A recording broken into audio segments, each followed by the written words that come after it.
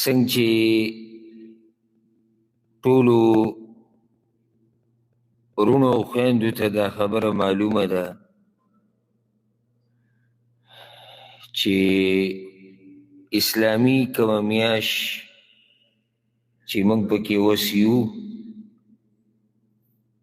او اوس داخله شوه یو ورځ دوه کېږي، نن درېیم تاریخ دی، هغې ته د رجب میاشت ویله کېږي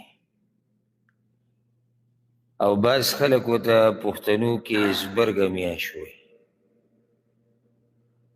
د دې میاشتې مبارکې په دې ننني نشست کې یو څو خبرې کول غواړو چې آیا دا میاشت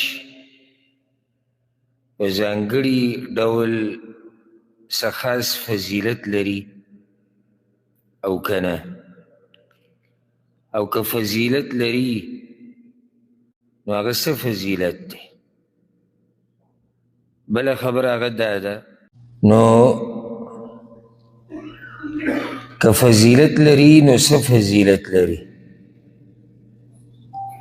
بله مسله دا ده چې دې کې خاص عبادت کول پکار دي او که نه، او که خاص عبادات دې کې راغلي دي نو هغه کم عبادات دي.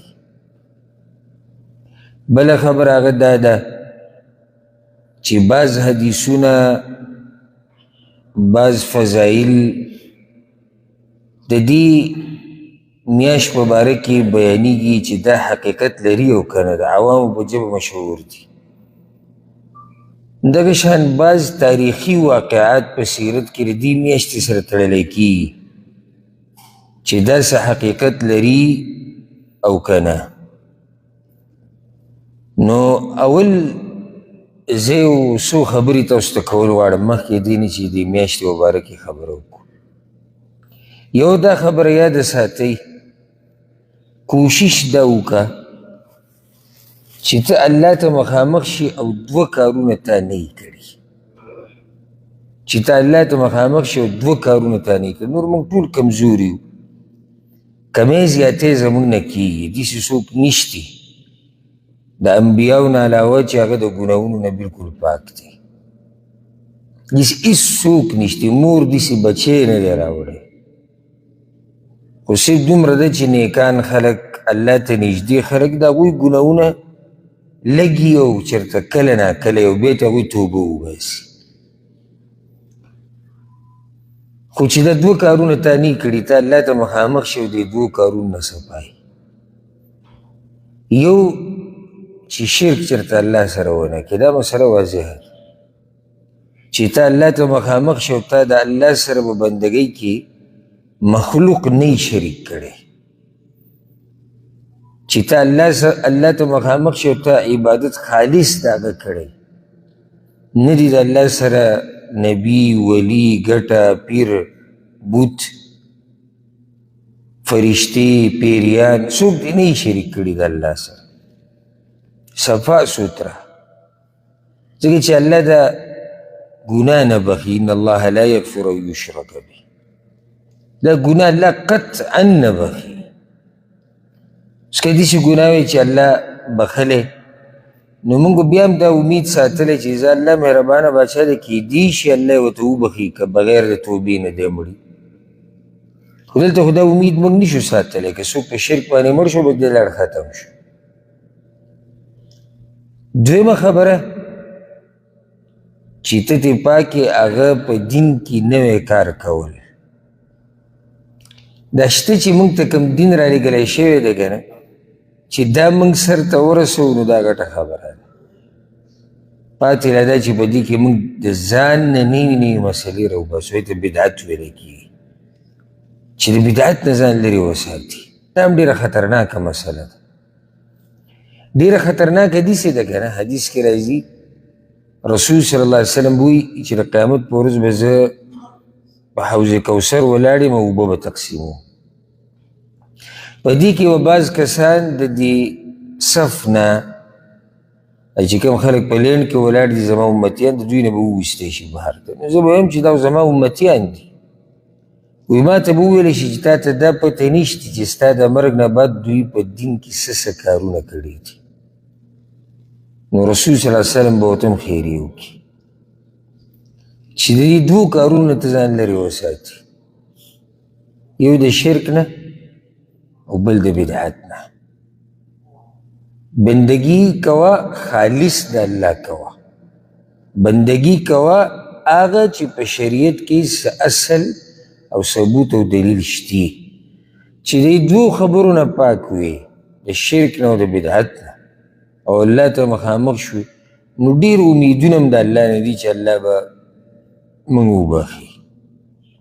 دا مطلب نه چې دوو مسلو نه ځان ساته او خپه په خپه باندې واچوه. ما ګوره دا نه دي ویلي تاسو ته، ما دا ویلي چې د دوو ګناهونو نه ځان لرې ساتي او د الله بندګي کوي، نو که بیا هم څه کمی کوتاهۍ پکې شوی وي نو امید د الله نه به دا ساتو چې الله به یې وبخي. دا موږ نه دي ویلي چې بلکل هر څه پرېږده او ډډه ولګوه او دا وایي چې زه خو شرک نه کوم او زه بدعت نه کوم. نو ته خو د سره څه نه کوې،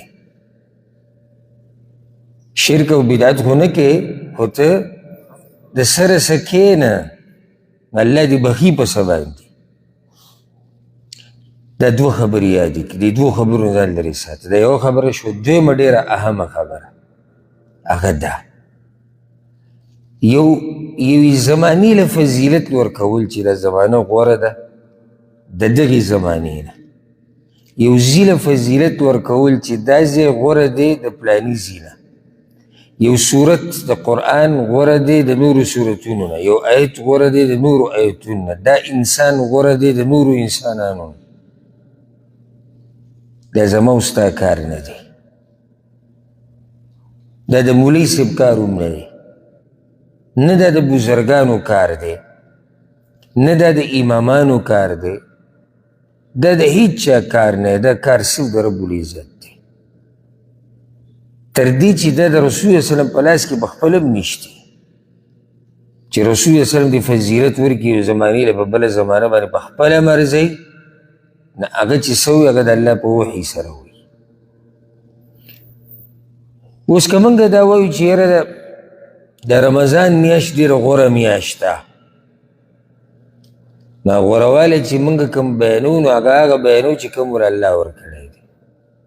اوس که الله دا میاشت نه یې غوره کړی او دا فضیلت یې ور نه یې ورکړی، نو زما او ستا سره دا طاقت نشتی چې هغه دې راولږي او دا میاشت یې غوره کړي د نورو نه. که موږ دا وایو چې حرم مکي هلته یو مونځ په 1,00,000 دی، نو دا موږ ته پیغمبر ویلي دی او هغه ته الله ویلي دی په وحي په ذریعه باندې.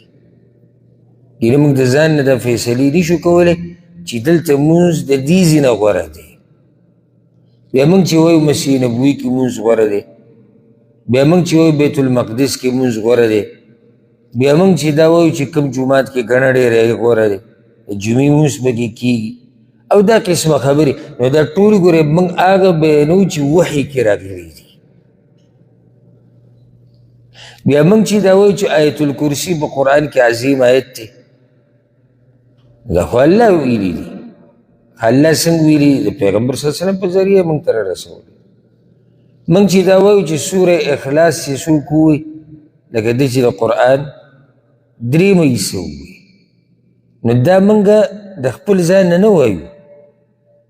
موږ چې وایو سوره بقره، سوره العمران به د قیامت پورې سپارش کوي د بنده دپاره الله سره مبارزې کوي، نو دا موږ د ځان نه نه وایو. اوس که څوک راولګي د قرآن یو بل صورت او آیت چې هغه څه خاص فضیلت پرې نور قرآن نه لري او ثابتوي، نو دی به څومره لوی مجرم وي.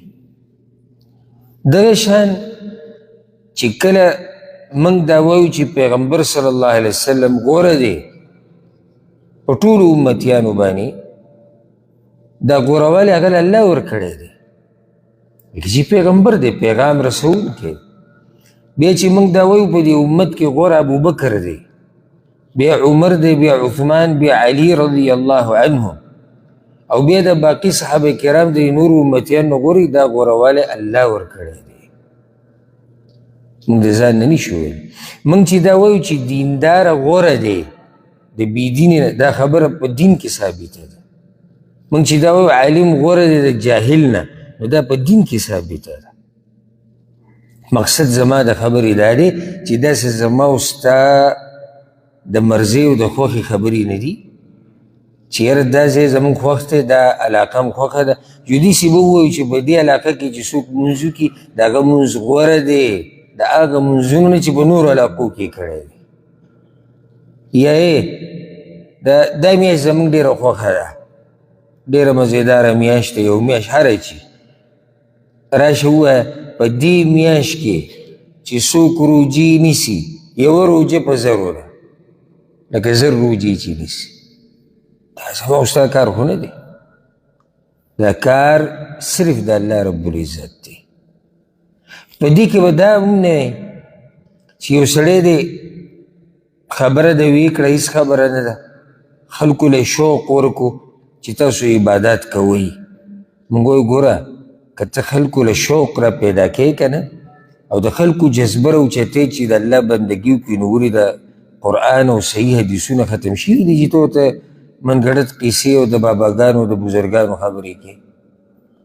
موږ سره خو ډېر څه شتي چې موږ تشویق کې عبادت ته، نو بیا ولې موږ راځو د ځان نه یو خبره جوړو، د ځان نه خبره جوړول ګوره دا دروغ ته جوړوي، او دروغ ته په عام چا نه جوړوي، دروغ ته په دین جوړوي، او په دین کې دروغ جوړول د دروغ په الله او د الله په رسول جوړول دي.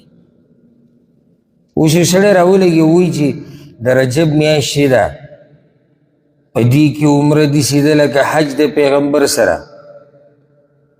نو دا خبره خو به پیغمبر کوي کړي که نه، لکه دا قسمه خبرې خو صرف پیغمبر کوي. او دی وایي حدیث کې داسې راغلي، دی نسبت یې چا ته وکړو؟ پیغمبر ته وکړو. او دی خو چېرته هم په بیان کې نشي ویلی چې زه دا وایم چې په رجب کې یوه عمره لکه د پیغمبر سره چې حج وکړي، دا خو دی نشي ویلی. واضح ده چې دی دا مسله بیانوي، نو نسبت یې چا ته کوي؟ نسبت یې پیغمبر ته کوي، نسبت یې دین ته کوي. او بله ډېره اهمه مسله ته بیان کوم، کله چې م سړی په منبر باندې کیني که نه، نو خلک د ده دا خبرې چې اوري، نو په دې نیت یې اوري چې دی دین بیانوي. څه بیانوي؟ دین بیانوي. نو چې کله به کې دی د ځان نه دروغ جوړوي، نو عوام هغه دروغ هم دین ګڼي، عوام هغه دروغ هم دین ګڼي. نو داسې ده په دین باندې تور ولګو، بهتان یې وتړو، یو داسې مسئلې نسبت کړه دین ته چې د هغې څه اصل په شریعت کې نشتی. نو دوه خبرې شوې، دا او بیا ما ته څوک وکړي ډېرې اهم. اولنۍ نه، ما داسې نه وي چې اولنۍ شرک، ما داسې نه دي ویلي چې اولنۍ خبره شرک دی، ما خو داسې نه دي چې اولنۍ شرک. داسې ووایه اولنۍ خبره ما داسې کړې وه، ما ته چې څومره یاد دي پښتو کې مې کړې وه که نه فرانسوي ژبه کې لګیا وم. اولنۍ خبره دا چې الله ته مخامخ شي او ته پاک یې د دوو کارونو نه، د شرک نه او د بدعت نه. دویمه خبره یو زمانې له، یو ځي له، یو شخص له، یو صورت له، یو آیت له فضیلت ورکول په نورو، دا کار د الله رب العزت دی.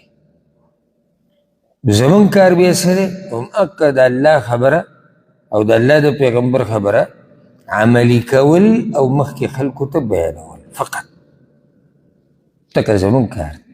راځو د رجب میاشتې نه. رجب میاشت، ګوره د رجب میاشت عظیم الشان میاشت ده. او عظیم میاشت ولې ده؟ ځکه چې دا په هغه څلورو میاشتو کې ده چې الله ورته عزتمنې میاشتې ویلي دي. الاشهر الحرم، هغه میاشتې چې عزتمنې دي.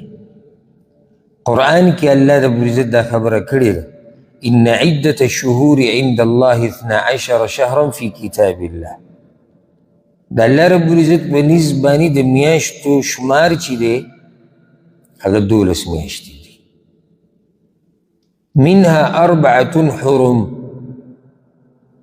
الله رب العزت وی سلور په دې 12 میاشتو کې هغه بیا عزتمنې میاشتې دي، خاص عزت او فضیلت لري. خیال دې زما خبره ته رایته شو که نه؟ کومه چې یو زمانې له فضیلت ورکول دا د الله کار دی. که څوک دا وایي چې د عزتمنې 5 میاشتې دي ویلی شي؟ نشي ویل. یا څوک دا وایي چې دا 3 به کوو د څلورو نه، دا موږ نشو کولی. څلور دي الله عزتمنې کړي دي، بیا رسول الله صلی الله علیه وسلم تفصیل ذکر کړی دی صحیح بخاري صحیح مسلم. او دا ډېره ښکلې مسله مخې ته راله ښه دا چې که نن سبا فتنه راوتلې چې حدیث نه منو او حدیثونه نشته صرف قرآن منه، په قرآن کې په کوم ځای کې د دې څلورو میاشتو تفصیل راغلی دی؟ ما ته دې څوک وښایي. صرف الله دا ویلي منها 4 حرم، څلور عزتمنې میاشتې. د څلورې کمې دي؟ نو ته د کوم ځای نه دا بیانوې چې رجب او د پلانې میاشت د کوم ځای نه یې بیانوې؟ حدیثونه. نو چې حدیث نه مني قرآن نه مني ته به د تفسیر څه کې؟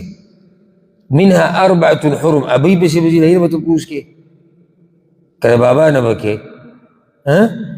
که نه خپل یو کتاب به در سره پروت وي چې هغه هم د ده که نظریې والا یو بزرګ لیکلی هغې ته به واپس کېږي، نور خو څه نشته. ځکه چې په حدیثونو خو تا ګز راښ کو چې حدیثونه داسې دي او حدیثونه دغه دي او حدیثونه کته او حدیثونه بره، او د رسول صلی الله علیه وسلم ویناګانې تا ټولې ختمې کړې. نو ته د قرآن وضاحت څنګه کوې؟ تا ته به یو کس وایي مولوي صاحب په دې منها 4 حرم ما لږ پوه که ترجمه خو یې ته وکړه. منها په هغې کې یا د هغې نه 4 څلور دي حرم عزتمنې. مولوي صاحب دا څلورې کومې ویلي؟ نو یو داسې جواب کوي حدیث خو تا ختم کړی دی، حدیث خو تا وي چې حدیثونه نشتي.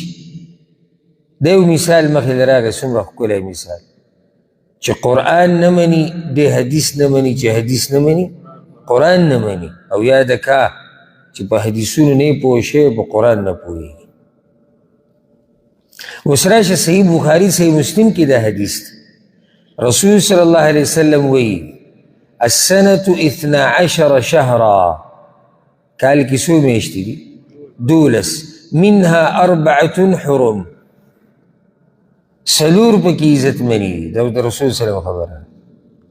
3 متوالیات، 3 میاشتې پرله پسې دي، ذو القعده وذو الحجه والمحرم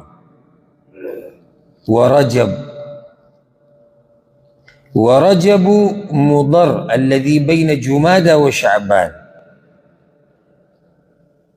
او بیا د شعبان او د جماد الثاني په منځ کې چې کومه میاشت رجب یو دغه ده. د تفصیل موږ ته چا ووي؟ دا خو رسول صلی الله علیه وسلم. نو څلور میاشتې عزتمنې دي. کومې؟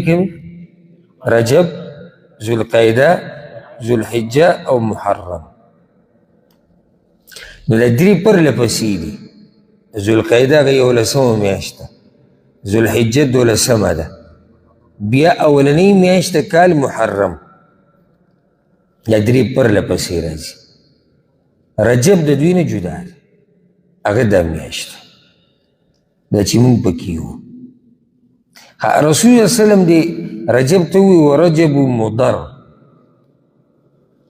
او رجب هغه مضر والا رجب. نو مضر ته ولې دې نسبت کیږي؟ دا مضر یو خاندان د عربو ډېر مشهور، ډېره غټه قبیله تېره شوې.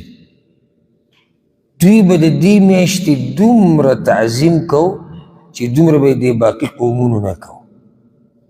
حالانکه د جاهلیت په زمانه کې هم دا څلور میاشتې عزتمنې ګڼلی کېدې، خو څومره عزت چې به د مضر قبیلې د دې میاشتې کو دومره به بل چا نه کو. د هغه میاشتې نسبت هم هغوی ته کېږي. رجب مضر. بل یو کار به د مشرکانو کو، سورة توبه کې دی انما النسیء زیادة فی الکفر. کافران مشرکانو به یو کفر کو هغه دا چې الله وایي میاشتې به مخکې کولې وروسته کولې. اوس 4 میاشتې، په دې 4 میاشتو کې جنګونه څه دي؟ حرام دي. او باقي چې کوم حرام کارونه دي په نورو میاشتو کې هغه بیا په دې کې ښه سخت حرام دي. خو زیاتي ده چې جنګ جګړې پکې بالکل حرام دي. نو هغوی ته هم پته و چې 4 میاشتې خو عزتمنې هلته د جنګونو خو هغوی تاریخ ته کاروبار یې به دی. نو داسې کار به وکړو. اوس په محرم کې ضرورت راغی جنګ کولو ته او لازم به جنګ کوي.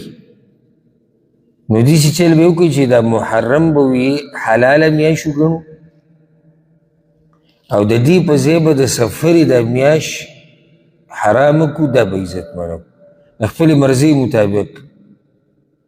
یوه حلاله کړه بله حرامه کړه،